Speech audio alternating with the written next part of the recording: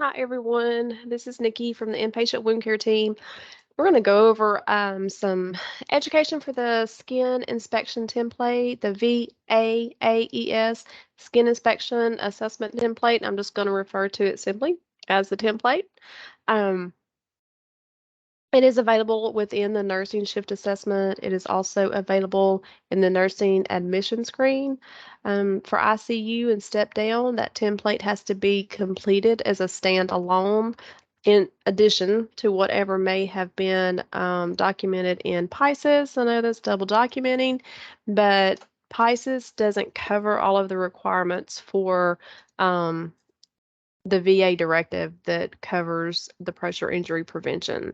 So for ease, I'm going to go ahead and just use the standalone template today because, as you all know, it's a very lengthy template. I'll go ahead and get in here. Just a reminder, the template is to be completed every shift. It's to be completed on admission and at discharge also. But having said that, if you have a patient you've completed, say, your nursing admission screen at 9 o'clock, then you're done for that shift. You don't have to complete another skin assessment template. That one will suffice. Same thing as if they're being discharged. If you've already completed your nursing shift assessment and that patient is discharged later in your shift, of course, unless there's any changes, you would want to document that. But if you've already completed it, then you don't have to do it again. Another time that it needs to be completed is on the receiving end of an inpatient transfer. You want to be sure and complete that. So when you open up the template, the first things that you're going to see is a lot of links. This is all resource reference information that if you ever needed to refer, there's plenty right there. And then some more options we have down here. We're going to go into the skin inspection assessment in just a few seconds. But it also has the option here, unable to inspect, assess skin inspection, yada yada. This would be if say your patient was very unstable and you couldn't turn that patient completely because of their hemodynamics, or if there was a patient who was very combative and it was just not safe for you to get around, touch, inspect that patient's skin, then you would check that box. This template also has skin and wound dressing built in, and it also has a section for ostomy. We'll go over those a little bit later, but first, we're going to go over the skin inspection part of this template and also the Braden scoring, excuse me. So we're going to click on here. It gives you the option of doing an initial skin inspection or a reassessment. And there is information boxes throughout this template. So click here if you forget what an initial versus a reassessment is. Initial is going to be on admit. Or it can be, say, a patient was transferred to your unit and this is the first time that a skin assessment has been done on that unit. That would also be an initial. Any others are going to be a reassessment. So we're going to treat this patient as an initial. First thing that comes up is your general skin inspection. Their skin color, their temperature, moisture, and turgor. So you would, of course, pick which ones are applicable to your patient. All right, and we come on down just a little bit. The next box that you're going to see is perform the Braden scale. So this template will let you out of it without completing the Braden scale. But like I said before, a complete skin assessment is required every shift. So you have to select the Braden scale. Just above this box, though, it's going to list the last, and I'm not sure how many, but it will list several of the last Braden scales that have been performed, and the date, and of course the score. So we're going to go ahead and start our Braden scale. Let me pull it back over to my screen. Okay. Above each section of the Braden scale, there is a detailed explanation of what every number means. So completely limited for your sensory perception, that's going to mean that your patient absolutely cannot respond to any discomfort or pressure on their body. Okay, so just know that above each section, if you ever have a question as to what do they mean, completely limited versus very limited, what's the difference, then you always have this description up here. Okay, if you're ever torn between two, you're like, it could be a 1 or it could be 2. Go ahead and go with the lowest on that Braden section so that you're not scoring someone too high. So the patient today, we're going to make him very high risk. So I'm going to go ahead and complete all the different subscales. All right, so after completing all of those, go ahead and select done. And it's going to give you another informative box, okay? So the patient's Braden score is less than 10. This places him at a severe risk of pressure injury develop. As you know, the Braden scale, the lower the number, the higher the risk. So anyone 18 or below on the Braden scale is considered at risk, even though 15 to 18 is mild. They still have to have interventions.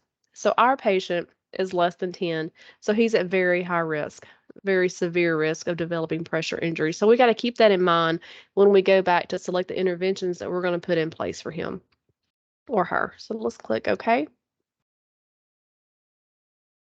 All right, more information right here. Consider a wound care clinician consult as needed or with any of the following.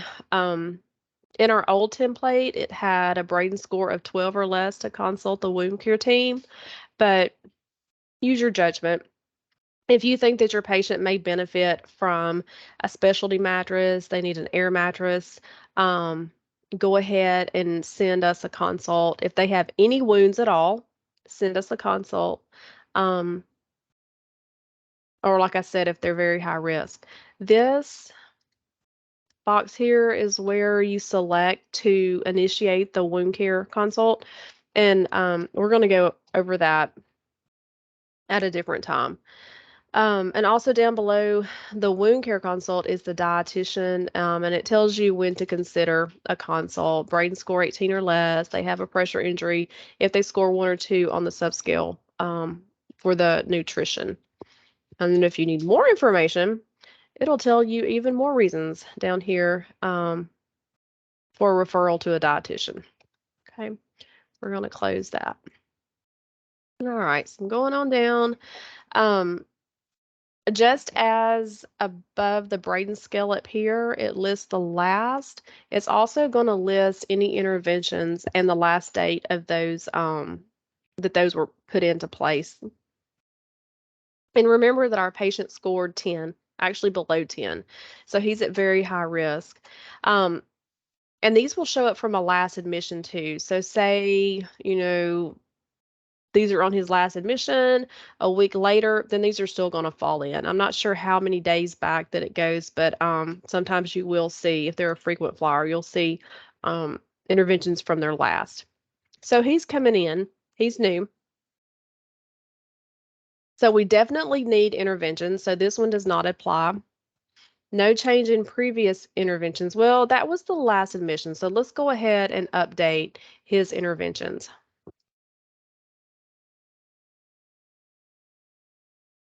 Once you put these interventions in place, they're going to carry over in the template. Every time someone opens this template and completes this section, it's going to show up. So go ahead and pick all of those interventions that apply. And we always provide education. We provide education to our patients. We provide them to family, caregivers. Be sure and document your education interventions in here. Okay. So going down from education, we have our pressure redistribution measures. There are several to choose from, excuse me. So heel and elbow pads, that could be the border dressings that we use Avoid turning at greater than a 30-degree angle. Elevate the heels using pillows or boots. We have Prevalon boots. Encourage the patient, if they can, small frequent position changes. Individualized positioning while out of bed to a chair or wheelchair. You want to make sure that you're encouraging that person to be moving frequently when they're sitting up in a wheelchair. And you also want to make sure that they have either a cushion, if they have their own cushion, or put a pillow in the bed. And that goes for the recliners also.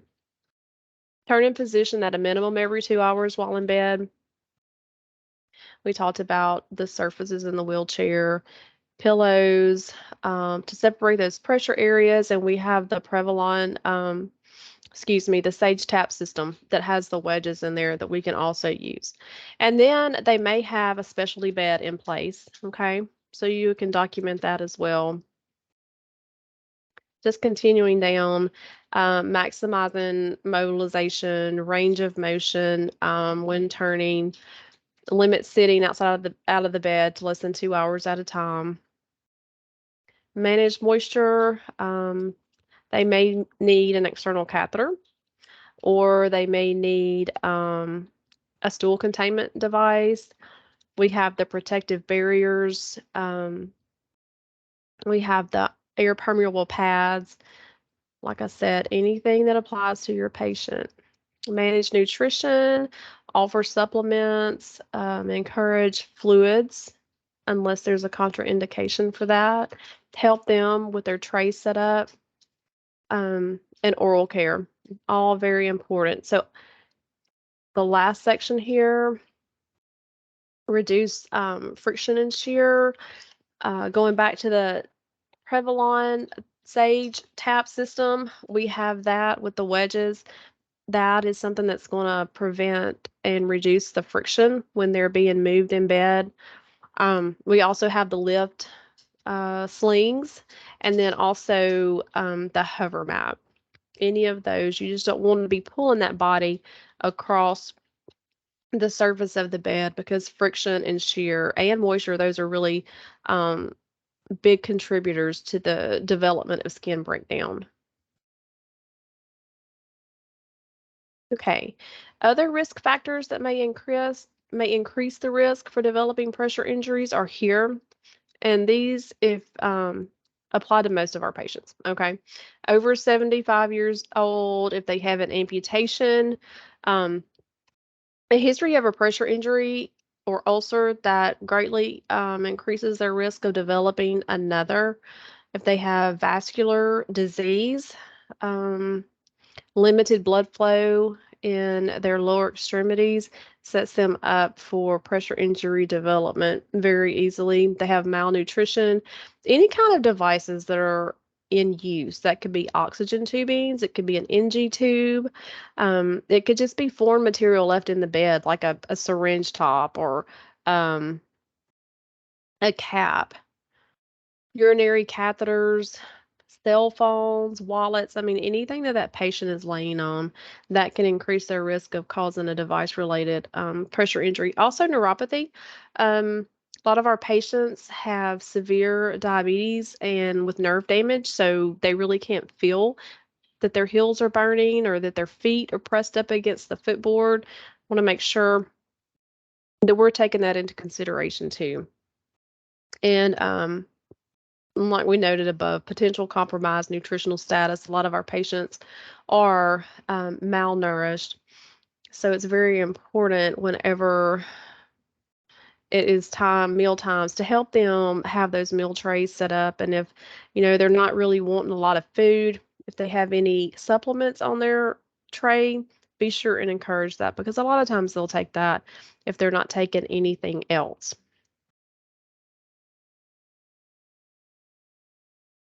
Right, so we've gotten about a third of the way through the template, and the next section that we're going to talk about is going to be wound documentation, and that will be for our next session. Thank you.